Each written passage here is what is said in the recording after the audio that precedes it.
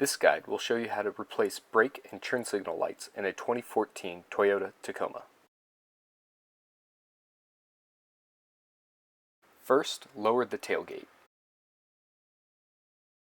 Use a 10mm wrench to remove the two bolts holding the taillight.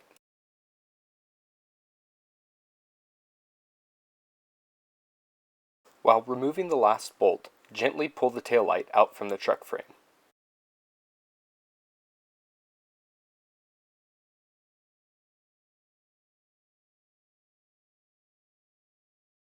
Note how the taillights align with the inserts on the truck frame.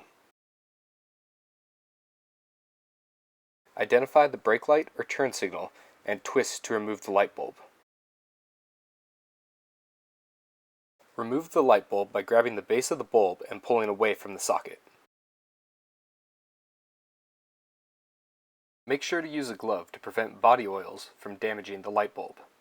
Replace with a new H7 light bulb. Reinsert the light bulb and socket and twist until secure. Make sure everything is secure and in place, then put the taillight back into the frame of the truck.